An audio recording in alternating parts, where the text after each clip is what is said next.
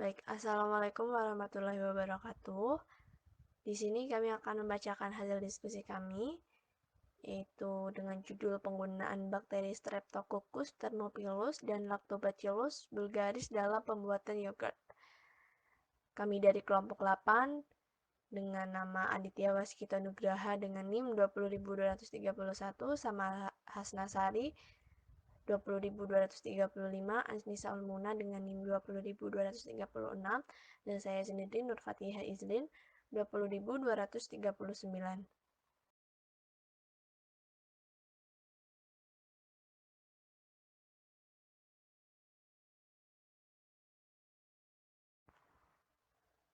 Baik, di slide 3, 4, dan 5 akan dibacakan oleh Anissa Ulmuna. Mikroba adalah satu organisme yang jumlahnya melimpah dan memiliki ukuran retnik. Mikroba hidup bebas di lingkungan, menyebar di udara, tanah, air, dan makanan. Bahkan mikroba ada yang hidup dalam tubuh manusia. Contohnya pada water closet, merupakan tempat yang sering bersentuhan dengan manusia.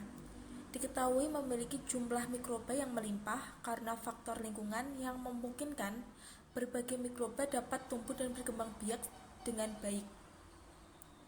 Mikroba sendiri ada mikroba yang bermanfaat dan ada juga mikroba yang merugikan. Berdasarkan sifat patogen sehingga memerlukan proses identifikasi untuk membedakan antara mikroba yang bermanfaat dan yang merugikan. Untuk memisahkan tersebut dengan menggunakan teknik isolasi mikroba, yaitu menumbuhkan mikroorganisme di luar lingkungan alaminya, atau pemisahan mikroba di luar lingkungan yang bertujuan untuk memperoleh kultur mikroba yang tidak bercampur dengan mikroba yang lain atau yang disebut dengan kultur murni. Prinsip isolasi sendiri adalah memisahkan satu jenis mikroba dengan mikroba yang lain yang berasal dari campuran berbagai mikroba. Hal ini dilakukan dengan menumbuhkan pada media padat. Sel mikroba akan membentuk sel koloni yang tetap di tempatnya.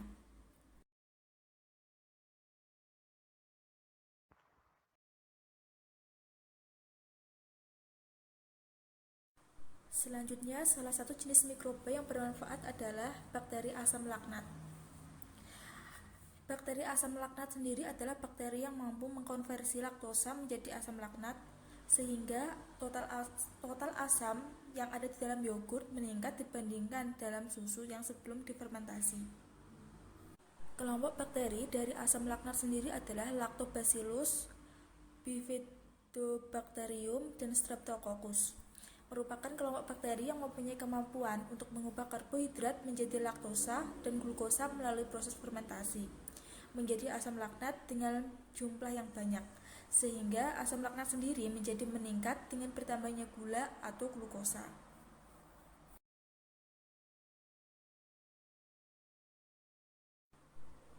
Dari bakteri asam laknat tadi, Lactobacillus bulgaricus merupakan bakteri yang tergolong dalam gram positif yang dapat berbentuk batang, tidak berbentuk endospora, bersifat homofermentatif atau dalam fermentasinya menghasilkan asam laknat sebagai produk utamanya, mikroaerofilik, tidak mencerna kasein, tidak memproduksi indol dan H2S, tidak memproduksi enzim katalase dan bukan patogen.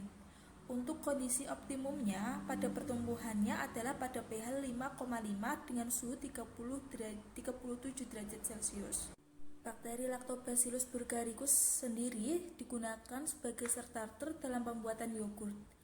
Bakteri ini mempunyai ukuran 0,5 sampai 1,2 kali 1 sampai 10 mikron. Fermentasi dari bakteri ini memiliki cita rasa dan nilai gizi yang tinggi karena aktivitas enzim preolitiknya lebih tinggi dibandingkan dengan bakteri asam laknat lainnya.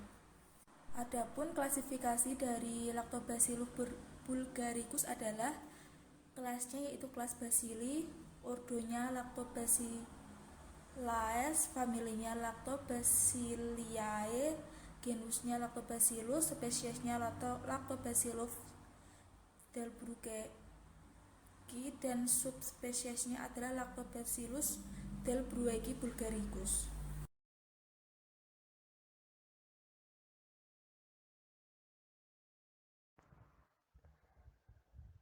Ya, untuk slide selanjutnya 678 akan dibacakan oleh Samara Hasnasari. Yang kedua yaitu bakteri Streptococcus thermophilus. Nah, Streptococcus thermophilus sendiri tergolong dalam bakteri yang hormofermentatif. Mengapa? Karena pada proses fermentasinya, Streptococcus thermophilus sendiri menghasilkan lebih dari 85% asam laktat. Bakteri ini juga tidak dapat tumbuh pada pH 10 dan juga tidak tahan pada konsentrasi garam. Untuk pH optimumnya sendiri mencapai 6,5, sedangkan suhu optimum pertumbuhannya berkisar di antara 37 sampai dengan 42 derajat Celcius. Bakteri yang tergolong dalam asam laktat ini berbentuk bulat dan membentuk rantai. Bakteri ini juga dapat digunakan untuk menghasilkan asam laktat yang digunakan sebagai koagulan dalam pembuatan dan juga pengumpalan protein susu kedelai. Untuk klasifikasi Thermophilus sendiri, Streptococcus thermophilus ini masuk dalam kelas Bacilli, kemudian ordonya Lactobacillales, kemudian familinya Streptococci, genusnya Streptococcus, dan spesiesnya Streptococcus thermophilus.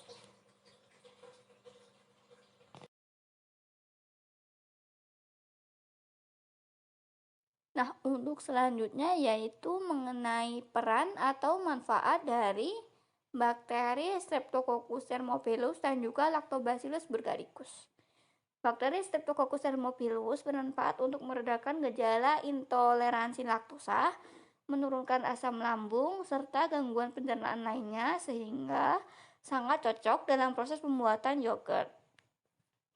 Streptococcus thermophilus ini juga menghasilkan ATP atau adenosin trifosfat dari respirasi serta menghasilkan senyawa nitrogen dari hidrolisis protein susu. Nah, bakteri Streptococcus thermophilus dalam pembuatan yogurt ini berperan untuk menghasilkan enzim untuk membentuk asam laktat dari fermentasi susu. Bakteri ini berpengaruh pada pembentukan cita rasa pada yogurt.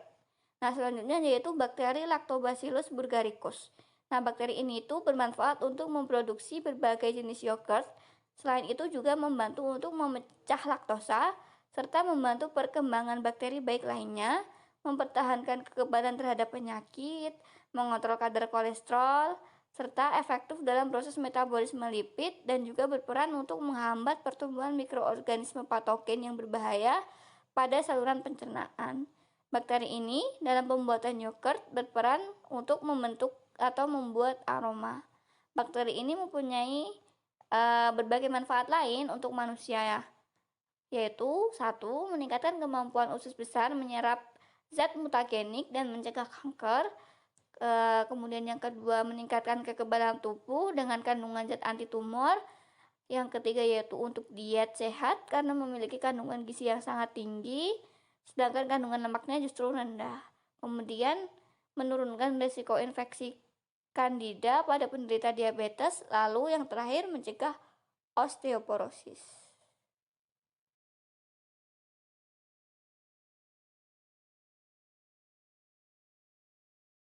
Selanjutnya kita masuk ke mekanisme atau cara kerja bakteri Streptococcus thermophilus dan Lactobacillus burgharicus pada pembuatan yogurt. Nah, untuk bisa mengubah susu menjadi yogurt, bakteri Streptococcus thermophilus dan juga Lactobacillus burgharicus ini berperan dalam melakukan fermentasi. Fermentasi itu sendiri adalah proses alami ketika mikroorganisme seperti ragi dan juga bakteri mengubah karbohidrat seperti pati dan gula menjadi alkohol ataupun asam. Dalam proses fermentasi ini, gula laktosa dalam susu diubah menjadi asam laktat. Nah, asam laktat tersebut yang membuat susu menjadi lebih kental dan juga terasa asam, namun sedikit manis. Semakin tinggi asam laktat, maka pH akan turun, sehingga konsentrasi susu menjadi lebih padat dan susu pun berubah menjadi yogurt.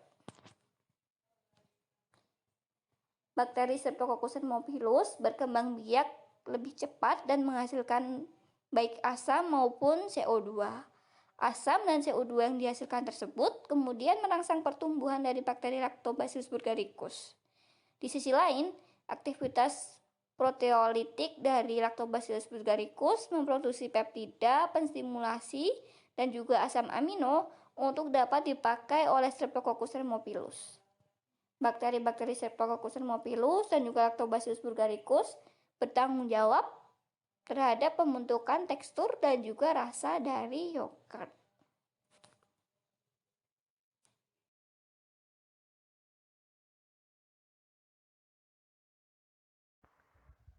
Baik, di slide 9, 10, 11 akan dibacakan oleh Aditya Waskito. Baik, selanjutnya yaitu tahap pembuatan yogurt. Terdapat beberapa tahapan-tahapan dalam proses pembuatan yogurt dari awal hingga akhir. Yang pertama ada pemanasan. Pada tahap ini adalah pemanasan susu di dalam tangki pemanas dengan suhu 55 derajat Celcius dan dijaga agar tetap stabil sambil dilakukan pengadukan. Pengadukan di sini bertujuan supaya gumpalan lemak yang ada ikut terlarut.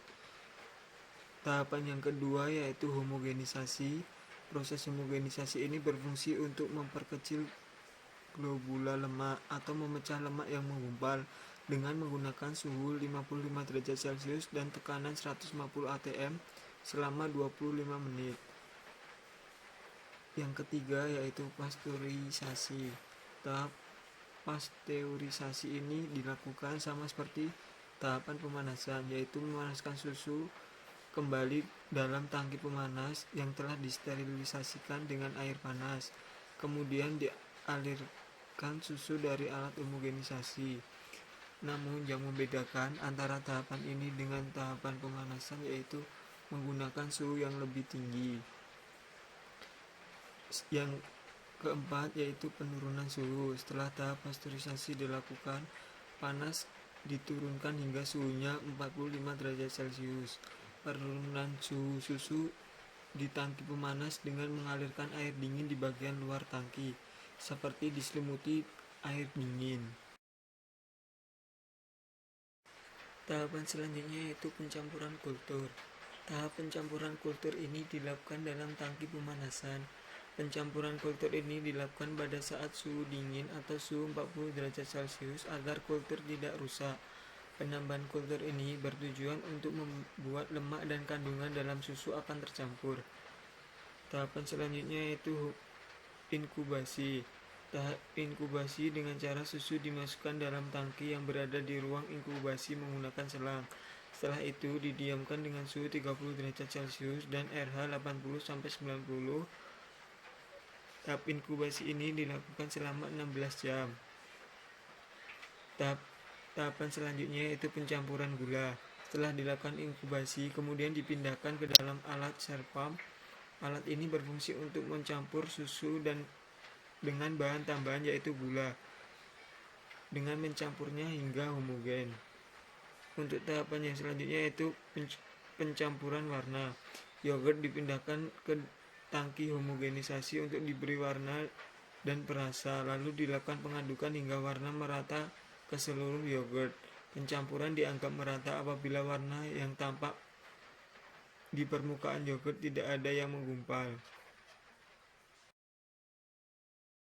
Tahapan yang terakhir yaitu pengemasan dan penyimpanan. Pada tahap ini yogurt dikemas dalam botol kemasan lalu dilakukan penyimpanan di dalam gudang penyimpanan dengan suhu 4-8 derajat Celcius. Penyimpanan ini bertujuan supaya yogurt tetap terjaga kondisinya.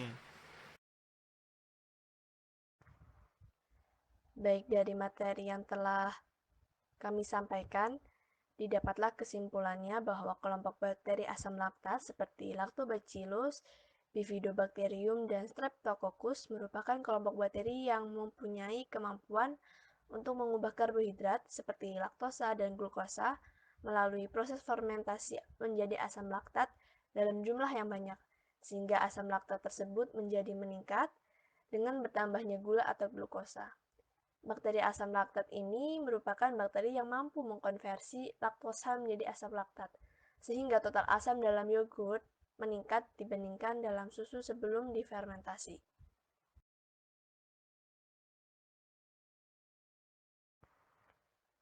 Baik, untuk referensi yang kami dapatkan untuk membuat PowerPoint ini bisa dilihat di sini.